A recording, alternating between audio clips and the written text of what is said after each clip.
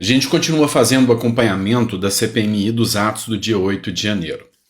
Ontem, a oitiva foi do Coronel Naime, o único que está preso e que foi acusado de ser o responsável pela omissão dos atos do dia 8 de janeiro. Ele foi agredido, ele estava de férias, chegou, trocou de roupa, foi agredido com rojão, prendeu mais de 450 extremistas, mas está preso por omissão, enquanto outros estão livres.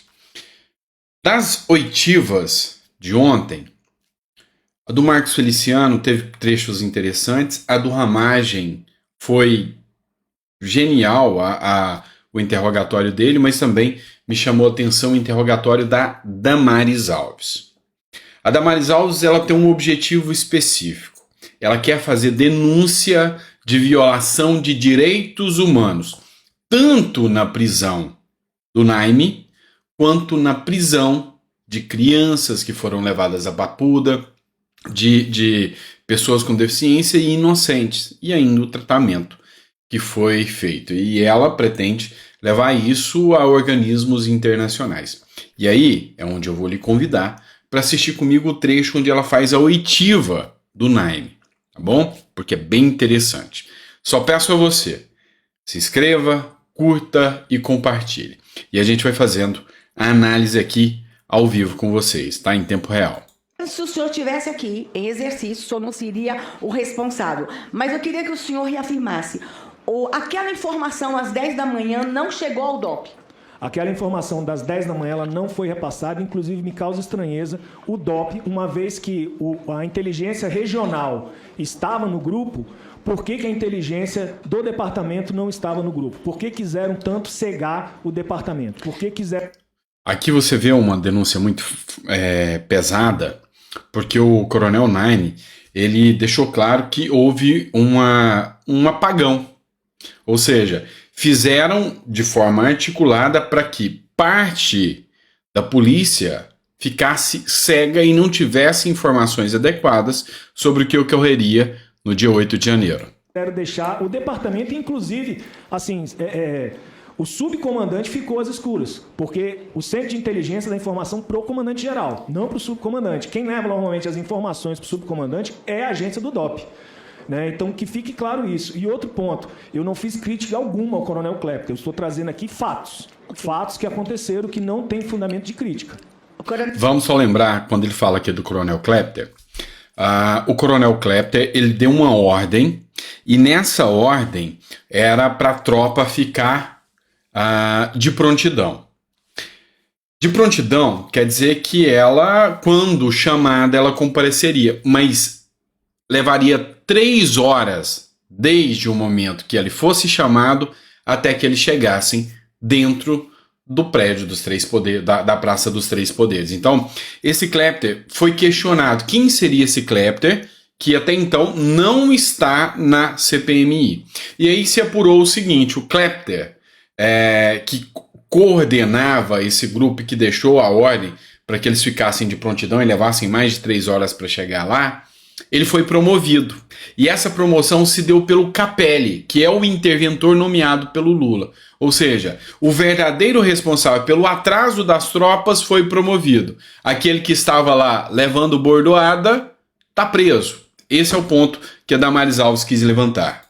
Eu quero observar mais uma evidência de violação de direitos humanos. E eu quero que o senhor confirme o que o senhor disse ou o senhor não fale mais sobre isso. Lá na Câmara Legislativa, o senhor falou que a ordem expressa era levar todos para a Papuda e não para a Polícia Federal? Olha só, pessoal, a passagem direta para Papuda, sem passar pela Polícia Federal, já por si, um grupo coletivo sendo levado para um presídio já é uma violação de ordem humana gigantesca. Mas o fato de ter crianças nos ônibus, idosas nos ônibus, enfim, pessoas com comorbidades sem o devido processo legal, isso é algo tenebroso dentro do Estado Democrático de Direito. Damares foi cirúrgica na sua colocação. Excelência, o que aconteceu? Eu estava no acampamento, eu coordenei as operações juntamente com o comandante-geral, que estava lá na área. Isso é uma coisa que a gente tem que deixar claro. Dentro da hierarquia militar, tem um comandante designado para aquela operação. Se o mais antigo pisa no cenário, ele automaticamente é o comandante. Ele automaticamente assume o comando da operação. Inclusive, o coronel Fábio foi alertado por mim, várias vezes, que ele deveria manter a posição dele, que é política. O comando geral da corporação é uma posição política. É o cara quem é responsável pelas articulações políticas da corporação, não é operacional. E eu já tinha advertido ele algumas vezes que ele não estivesse no cenário de operação. E ele continuava a teimar e ir, inclusive dando ordens fora da cadeia de comando, que foi uma das coisas que deu problema, e aí a gente, com esse problema de tempo, eu não vou conseguir explicar para os senhores, mas se eu tiver oportunidade, eu explico para os senhores sobre essa quebra de comando. Então ele especifica aqui que teve uma quebra de cadeia de comando e ordem de quem não era o responsável hierárquico, o que por si só já é algo totalmente errado aqui, mas ainda tem mais, pessoal. E aí o que houve? Voltando à pergunta da senhora. Eu saí do acampamento com a ordem de levar os manifestantes para serem cadastrados na superintendência da Polícia Federal, no setor policial sul. Quando eu cheguei na superintendência da Polícia Federal, os delegados acho que os delegados que estavam lá foram meio que surpreendidos com a minha notícia que tinha 40 ônibus chegando às dependências da Polícia Federal. E aí eu comecei a caminhar com eles dentro da Polícia Federal, procurando um local aonde pudesse colocar aquelas pessoas. Eram 40 ônibus cheios. E aí eles me mostraram auditórios, que tinha 50 lugares, me mostraram salas. Eu falei, cara, não tem a menor condição de vocês colocarem nessa sala um público que tem gente hostil no meio.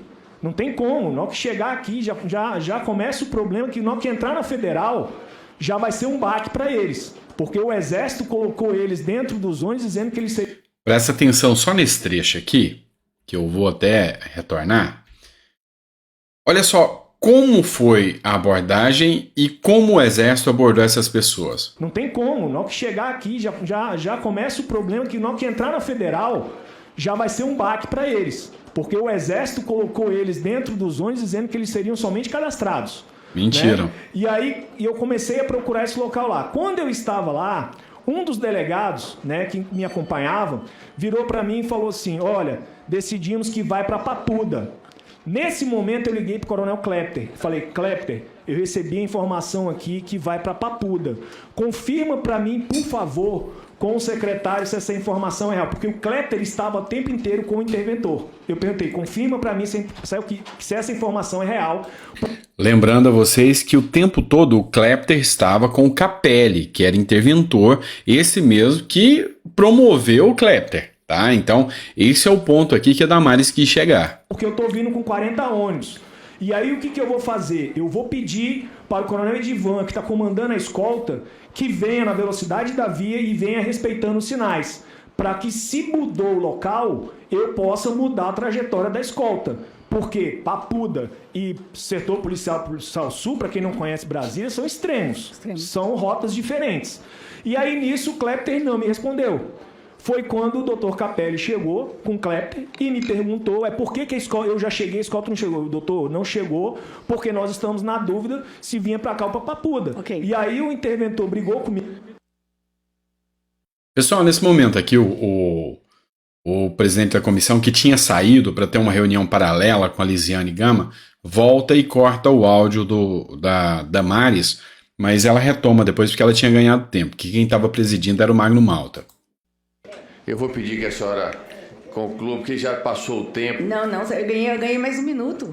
A senhora ganhou mais um minuto, então eu vou lhe dar. Então, a senhora tem mais um minuto. A relatora anote: crianças seriam levadas para Papuda, um presídio de segurança máxima.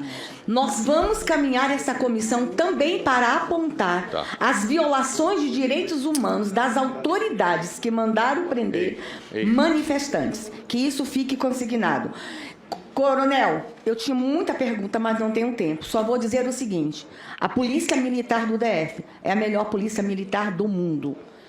Que o senhor fique bem. Isso vai passar. reparações serão feitas. Que Deus abençoe o senhor e sua família. Muito obrigado. Vamos lá, pessoal. Então, você está acompanhando aqui o procedimento. E quando você for ver os nossos editoriais aqui, lembra daquela frase que eu te digo.